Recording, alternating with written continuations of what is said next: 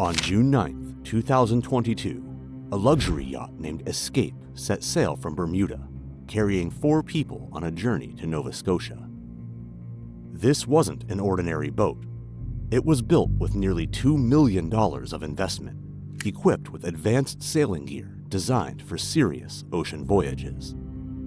Karl and Annie-Marie Falk, the owners, had left their regular lives behind to follow their dream of sailing around the world. But just days into the trip, a sudden storm hit. What happened next was a dangerous accident that changed everything. This is the story of the Escape Yacht tragedy, a story about risk, survival, and loss at sea.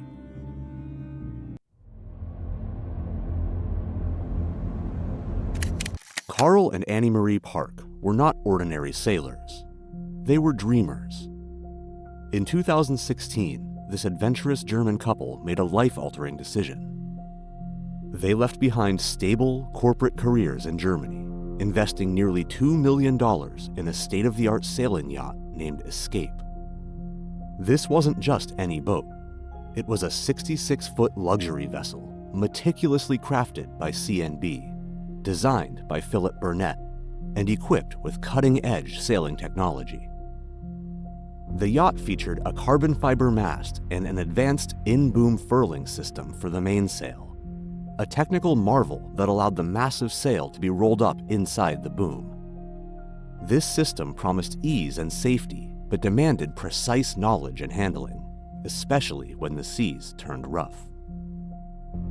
Karl and Annie-Marie's dream was simple yet profound: to sail around the world, embracing the freedom of the ocean and the thrill of adventure. They hired 2 experienced sailors, John and Mike, to join them on their voyage from Bermuda to Nova Scotia in June 2022. The voyage begins, calm before the storm. The Escape set sail from Bermuda with high hopes and a well-prepared crew. The weather forecast was cautiously optimistic, and the team was eager to make progress toward Nova Scotia. The crew divided responsibilities carefully. Karl was the skipper, commanding the helm and overseeing maneuvers. Annie-Marie handled the main sheet, controlling the massive boom. John and Mike took turns at the helm and managing other duties. At first, the sea was relatively calm, and the yacht moved smoothly through the water. The crew settled into a rhythm, adjusting sails and monitoring instruments. Sailing downwind meant the mainsail was let out fully, and the boom, a huge, heavy spar extending from the mast, was under immense tension. To prevent the boom from swinging dangerously across the cockpit, the crew rigged a preventer line, a safety line designed to hold the boom in place. This rigging was critical. The preventer line runs from the boom forward to the bow and back to a winch, effectively locking the boom in position during downwind sailing. It's a safeguard against the dreaded uncontrolled jibe, when the boom swings violently from one side of the boat to the other, often with catastrophic consequences.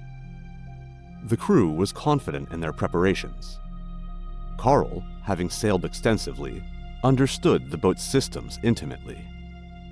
Annie-Marie was skilled and attentive, managing the main sheet with care. John and Mike, both experienced sailors, were ready to assist. But the ocean is unpredictable. As the day progressed, subtle changes in wind direction and strength began to challenge the crew. The waves grew taller, and the wind shifted from a gentle breeze to a steady gale. The yacht heeled more sharply, and the tension on the mainsail increased. The crew communicated constantly, adjusting sail trim and course to maintain control. Despite their best efforts, the weather was beginning to turn against them. The storm and the disaster. Just days into their journey, the weather deteriorated rapidly. Winds picked up to 25 to 35 knots, and waves towered as high as 8 meters. The sea grew rough and chaotic, with whitecaps crashing against the hull and spray blurring visibility. The yacht heeled heavily under the strain, the deck tilting at alarming angles as the crew fought to keep her steady. The crew reefed the mainsail multiple times to reduce sail area, a necessary step to maintain control and protect the rigging. Reefing involves partially rolling or lowering the sail to reduce its surface exposed to the wind, but with the in-boom furling system, reefing was a complex operation requiring precise coordination between the main sheet, furling lines, and winches. The storm's fury was relentless. The boat pitched and rolled, the wind howling through the rigging, and the waves threatening to swamp the cockpit. The crew was exhausted but determined. Then, disaster struck. During a critical maneuver, the boom suddenly swung violently out of control, an event known as an uncontrolled jibe. This is one of the most dangerous incidents on a sailing yacht. When the boom swings unexpectedly from one side of the boat to the other, it can hit anything or anyone in its path with tremendous force. Annie-Marie was the first to be hit. The boom struck her with brutal force, knocking her unconscious. The impact was devastating. The heavy boom, under intense tension, acted like a battering ram. Karl rushed to her aid but was caught in the boom's path next. The impact shattered his leg, causing compound fractures and severe trauma. The sound of bones breaking was drowned out by the storm's roar, but the pain was immediate and excruciating. Chaos erupted. John and Mike sprang into action, tending to the injured and trying to regain control of the yacht. But the storm raged on, systems failed, and the boom spun uncontrollably, making the situation even more perilous. The preventer line, which should have held the boom steady, was either released or failed under the extreme conditions. Some reports suggest the main sheet winch jammed, preventing the crew from controlling the boom's movement. Others mention tangled lines or miscommunication as contributing factors. The yacht was now at the mercy of the storm, with 2 crew members critically injured and the others struggling to maintain control. The fight for survival and rescue. The escape was now over 740 kilometers from the nearest land, isolated in the vast Atlantic, battered by the storm. With Karl critically injured and Annie-Marie unconscious, the crew faced an impossible challenge. John and Mike stabilized the injured as best they could, applying first aid to Karl's shattered leg and monitoring Annie-Marie's condition. They wrapped her in blankets to prevent hypothermia and tried to keep her airway clear. Meanwhile, the yacht's systems were failing. The electrical system flickered, navigation instruments became unreliable, and the relentless waves threatened to capsize the vessel. Despite the chaos, John and Mike managed to send distress signals using the yacht's Emergency Position Indicating Radio Beacon, or EPIRB, and satellite communications. These signals alerted the US and Canadian Coast Guards, who immediately launched a complex, multi-agency rescue operation. A patrol cutter was dispatched to serve as a refueling point for rescue helicopters, a critical step given the distance and harsh conditions. The rescue teams coordinated tirelessly, battling weather, distance, and technical challenges to reach the stranded sailors.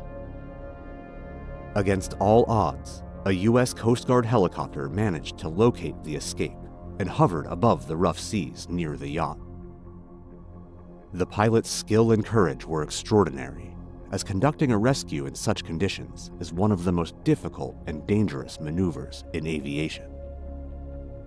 A rescue swimmer was lowered to the deck, and Karl and Annie-Marie were carefully hoisted aboard the helicopter and airlifted to safety, before being rushed to medical facilities for emergency treatment.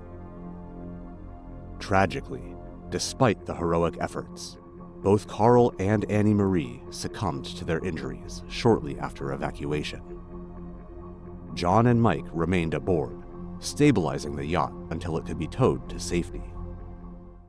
The technical challenge: understanding the boom and preventer. At the heart of the tragedy was the yacht's mainsail boom system, a highly technical setup that only Karl fully understood. The boom was massive and heavy, designed to furl the mainsail inside it. Handling this system required precise coordination and knowledge. The in-boom furling system is a modern innovation aimed at making sail handling easier and safer. Instead of rolling the sail around the mast or lowering it completely, the sail is rolled inside the boom itself. This allows for quick reefing and furling, but introduces mechanical complexity. The preventer line was intended to hold the boom steady during downwind sailing, preventing uncontrolled jibes. It runs from the boom forward to the bow and back to a winch, effectively locking the boom in position.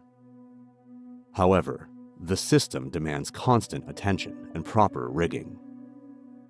In the chaos of the storm, the preventer may have been released intentionally or inadvertently, or it may have failed under the strain. Some reports suggest the main sheet winch jammed or lines became tangled, making it impossible to control the boom's movement.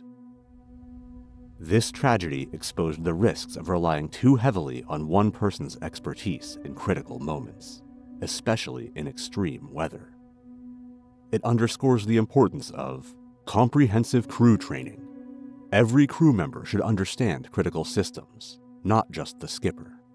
Redundancy and backup. Safety systems should have fail-safes to prevent catastrophic failure. Clear communication. In high-stress situations, precise commands and confirmations are vital. The escape yacht tragedy is a sobering reminder of the ocean's power and the unforgiving nature of sailing. It tells a story of passion and adventure, but also of risk and loss. May we honor Karl and Annie-Marie by learning from their journey and respecting the vast, unpredictable ocean. Thank you for watching. If you found this story compelling, please like, subscribe, and share.